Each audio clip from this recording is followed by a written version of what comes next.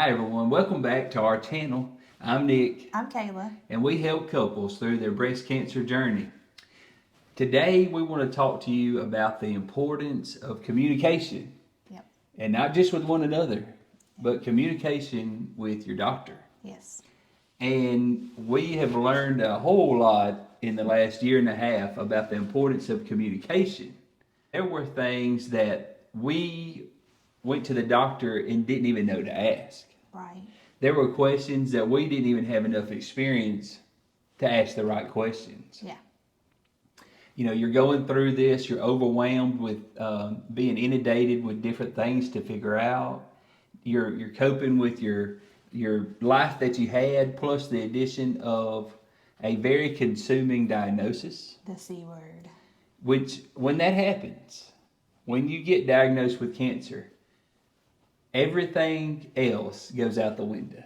Like, I Yeah. mean, you still have your responsibilities. Yeah. You still have your life.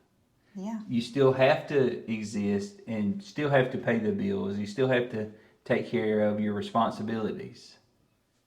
But there's no world where you can think of hardly about anything but cancer. Yeah. The best way I can explain it is it's like you're in a movie and you've seen these scenes before in movies where the main character is walking in slow motion and everything around them is moving fast. Everything's going as normal.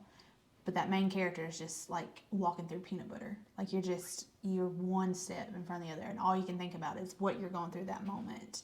And you'll get on Facebook and you'll see life still happening and happiness, and you're happy for those people, but it's just, it's hard. It really is like it's a movie and you're just stuck, and all you can think about is the next breath, the next step, the next treatment. And that is very good advice. The best advice. Uh, Stay positive Yes, and one step at a time. one foot in front of the other. But part of your stepping forward is going to be your relationship with your oncologist. And I can remember a time where I didn't even realize that was our guy. I remember we went to the breast surgeon And we thought that was the one. and we thought she was our guy. Yeah. And I remember when she said, "Okay, I'm going to refer you to the oncologist Yes. and I'll see you again in 6 months." And we said, I remember, do you remember what I told her? You said what? I said, "I thought you were our guy. Yeah. And I feel like you're abandoning Yeah. us. Mm-hmm. I feel like I finally had someone I trusted in this situation that was going to lead Yes. us right. Yeah. And you're telling us we've got to go see another person and establish a new relationship." Mm-hmm. And she informed us that's just how our process is going to be. Right. So we went to our oncologist, not even knowing the questions to ask. Really not knowing what to expect at all. You try to prepare for it. I was lucky enough to have a few people reach out and had gone through it before and say, "Oh, you need to make sure X, Y, Z," but there's no way to be prepared fully for that. So I kind of went into it very green, I guess, very Well, I mean, unprepared. Yeah. everyone's going to go as a novice into this experience. I mean, no one is an experienced first time cancer patient. Yeah. And so there's just, our doctors took a lot of time with us. Every one of them did when we first went in for a visit. They all took a lot of time with us. But there still were questions that weren't answered. And so you'll leave the doctor's visit and you'll say, "Oh, I wish I'd have known the answer to this or that." Yeah, or you had, found out in the moment. So there were things that would pop up and I wasn't prepared for, that I felt like I really should have been, and I would have made things a lot easier, life a lot easier on me, had I known beforehand and had that conversation been had with the doctor beforehand. Mm-hmm. So, what are some of the questions you think might be good to ask? So we created a top 10 questions to ask your oncologist. These are things that I felt like were the most important things that you should ask and talk to your oncologist about. So we actually put that in the comments so you can download this. That way you don't have to write it down. You can print it out and take it to your doctor visit. Help make it really convenient for you that way. I also think the list is good. It's a list that you can take over and over because you're going to be on this treatment plan, and then after a while they're going to switch it up a little, and that same question will need to be applied to this scenario. So it's a list that you'll be for ongoing. Yeah, you and can use it. asking. If you're a surgeon, you can talk to your surgeon. If you have an oncologist, talk to your oncologist. If you're just going through radiation, you can talk to your radiation oncologist. So we made this list. Another thing that we noticed when we would go to the doctor, our doctor would see so many patients every day that we kind of noticed great doctors. All our doctors were great, but we kind of noticed he would not be able to remember what he told us necessarily to the next patient. And then there would be things that were assumed that, not a whole lot, but there were things that would be assumed that we would know or know to ask that all of a sudden it would just be like, oh, yeah, but, and it was like, man, I wish we would have known to ask that question. So, So we made this list, and some of the things on the list that really sticks out for me is things like what are some over-the-counter items that I could purchase ahead of time. So I met with the oncologist. A week later, I started radiation, and there were things that I had to order, and had I not just happened to stumble across, and he mentioned in passing, actually, when he was walking to get up and leave for that first initial visit, I wouldn't have had time to order it because a lot of the stuff you can't find just walking into your local store. So something like ice gloves and ice socks to kind of help with the neuropathy.